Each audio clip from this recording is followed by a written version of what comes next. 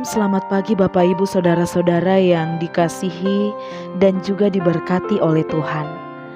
Ada sukacita yang memenuhi ruang hati kita ketika kita boleh diizinkan oleh Tuhan untuk kembali berjumpa dalam renungan harian Lentera Hidup Kristiani, edisi Senin 26 September 2022. Mari kita siapkan hati kita untuk menyambut firman Tuhan. Kita berdoa. Pagi yang indah kami sambut dengan sukacita ya Tuhan. Karena ketika kami menikmati pagi yang indah ini menjadi tanda bahwa kasih Tuhan selalu nyata. Sebelum kami melakukan aktivitas kami sepanjang hari ini, kami rindu untuk mendengarkan firman-Mu Tuhan yang akan menuntun dan mengarahkan kami, yang akan menjadi cermin bagi kami, agar kami senantiasa mengintrospeksi diri kami, sehingga meningkatkan kualitas hidup kami menjadi lebih baik. Biarlah Roh Kudus-Mu Tuhan yang akan bekerja dalam hati setiap kami, sehingga firman ini mengambil tempat yang terindah di hati setiap kami. Pakai hamba-Mu ya Tuhan yang terbatas ini untuk menyampaikan firman-Mu, dan juga berkati umat-Mu yang akan mendengar. Ya Tuhan, bersabdalah kepada kami, karena sesungguhnya kami telah sedia untuk mendengar. Di dalam nama anak-Mu Yesus Kristus, firman hidup, kami berdoa. Amin. Firman Tuhan pada saat ini terambil dari Ratapan 1 ayat 1-6. Firman Tuhan berbunyi demikian.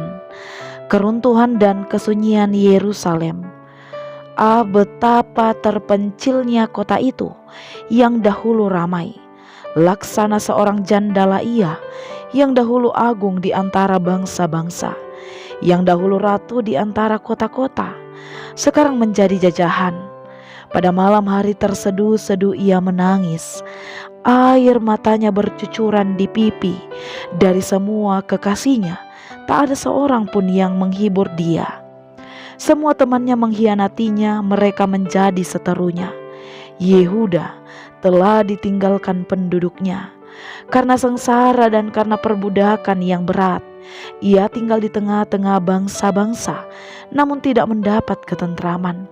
Siapa saja yang menyerang dapat memasukinya pada saat ia terdesak. Jalan-jalan ke Sion diliputi duka cita, karena pengunjung-pengunjung perayaan tiada. Sunyi senyaplah segala pintu gerbangnya, berkeluh kesahlah imam-imamnya, bersedih pedih darah-darahnya, dan dia sendiri pilu hatinya. Lawan-lawan menguasainya, seteru-seterunya berbahagia. Sungguh Tuhan membuatnya merana, karena banyak pelanggarannya. Kanak-kanaknya berjalan di depan lawan sebagai tawanan. Lenyaplah dari putri Sion segala kemuliaannya. Pemimpin-pemimpinnya bagaikan rusa yang tidak menemukan padang rumput. Mereka berjalan tanpa daya di depan yang mengejarnya.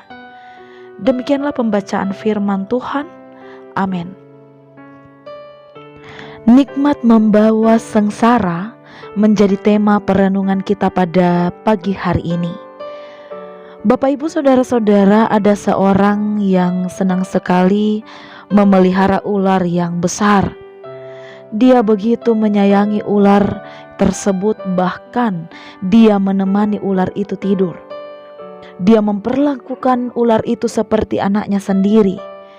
Dia tahu bahwa memelihara ular itu membahayakan, tetapi rasa cintanya terhadap ular itu lebih besar.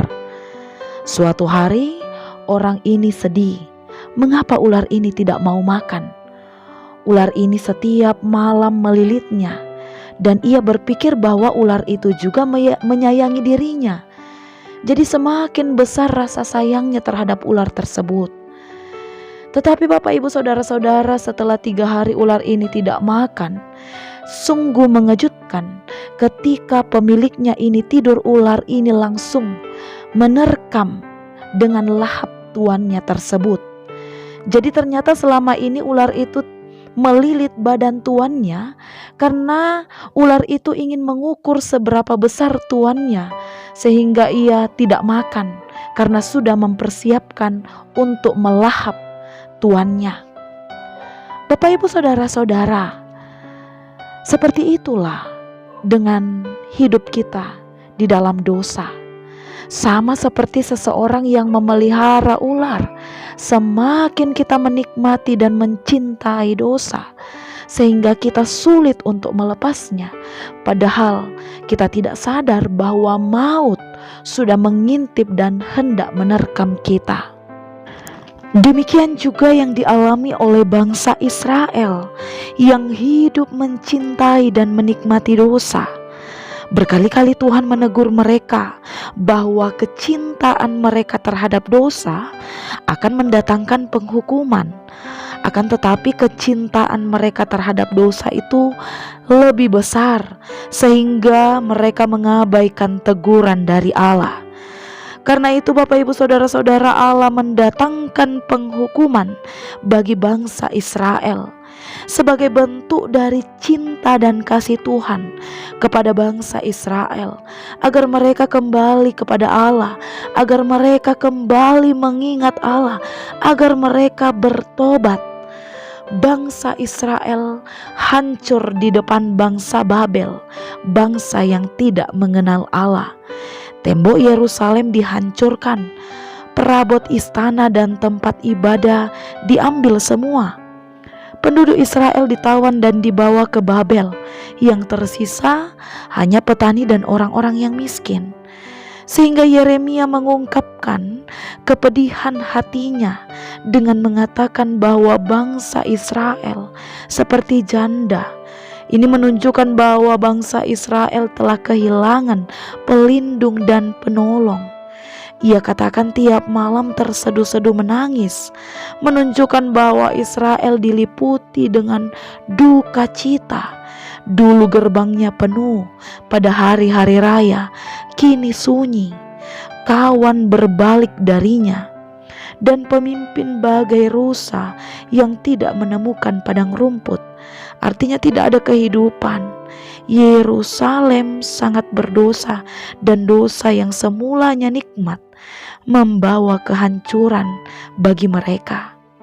Yerusalem dulu dihormati, kini dinajiskan. Bapak, Ibu, dan saudara-saudara, dunia ini terus berkembang, banyak tantangan, dan dunia menawarkan kesenangan yang semu dengan cara yang instan dan tidak sesuai dengan perintah Allah. Ingat Bapak, Ibu, saudara-saudara, dosa apapun itu, sekecil apapun dosa yang kita lakukan, itu memberi kebahagiaan sesaat dan mendatangkan kehancuran dalam hidup kita. Perselingkuhan yang marak terjadi saat ini, bahagianya itu hanya di awal. Ada yang mengatakan ya selingkuh tipis-tipis, tetapi semakin sulit untuk melepaskan dan lama-lama bisa menghancurkan kehidupan kita.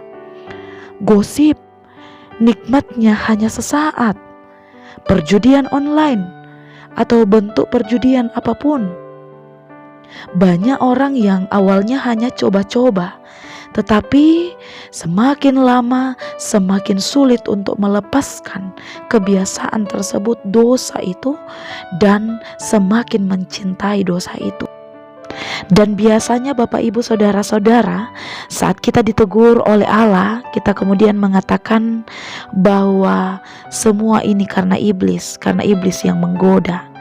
Ya, bisa-bisa iblis mengatakan bahwa dia sudah mau pensiun menjadi iblis karena ternyata manusia lebih parah, lebih ahli di dalam berbuat dosa. Bapak, Ibu, saudara-saudara, mari kita renungkan kembali dosa-dosa apa yang masih mengikat kita sampai saat ini. Mari kita memohon pertolongan Roh Kudus untuk semakin memperbaharui diri kita, agar hidup kita ini semakin baik, agar kualitas iman kita ini semakin meningkat. Dan ingat Bapak Ibu Saudara-saudara, selalu ada pengampunan dari Tuhan Yesus. Di dalam keterpurukan bangsa Israel, mereka berserah kepada Allah. Tetapi Allah tidak langsung memulihkan mereka agar mereka itu bisa menghargai pemberian Allah. Tetapi pada akhirnya Yeremia kemudian menyadari bahwa ada saatnya Allah bermurah hati. Pada akhirnya Yeremia sadar bahwa tak berkesudahan kasih Tuhan dan tak habis-habisnya rahmat Tuhan selalu baru setiap pagi.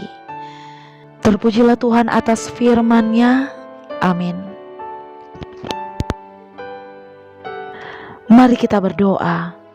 Kami bersyukur Tuhan atas kasih dan perkenanan Tuhan, sehingga pada saat ini kami kembali membaca dan merenungkan akan kebenaran firman-Mu.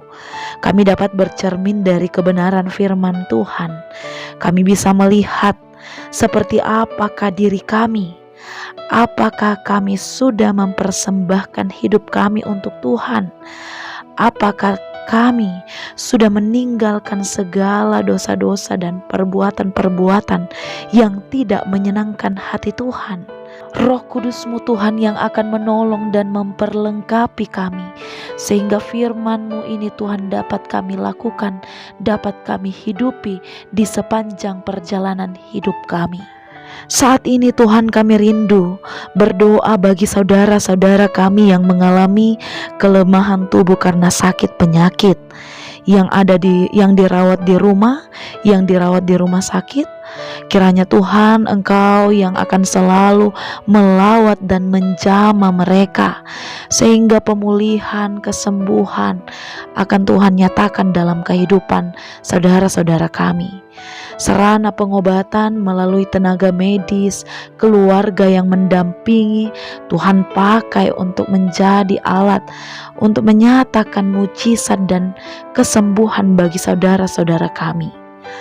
Kami juga ya Tuhan berduka cita oleh umat-Mu yang saat ini mengalami duka cita oleh berbagai pergumulan, termasuk keterpisahan dengan orang yang dikasihinya. Tuhan hibur, Tuhan beri kekuatan, Tuhan yakinkan bahwa kematian adalah proses yang harus kami lalui, yang harus kami terima. Karena itu Tuhan, Engkau akan terus hadir memberi kekuatan dan penghiburan.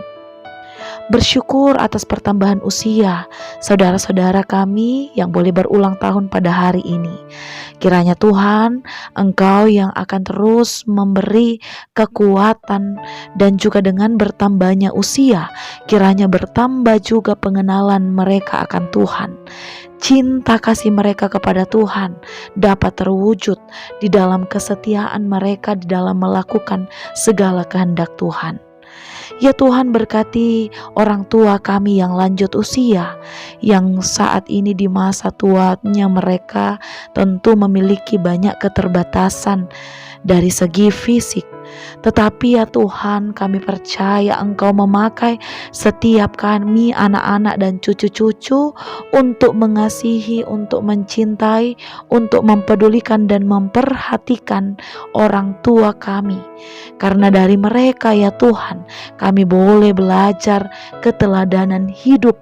Dari mereka juga kami bisa melihat cinta dan kasih Tuhan. Ya Tuhan, kami mau menyerahkan seluruh keberadaan hidup kami hanya ke dalam tuntunan kasih-Mu. Inilah doa kami, terimalah doa kami Tuhan, karena kami bawa hanya di dalam nama Tuhan kami Yesus Kristus. Amin. Selamat beraktivitas untuk kita semua. Tuhan Yesus memberkati.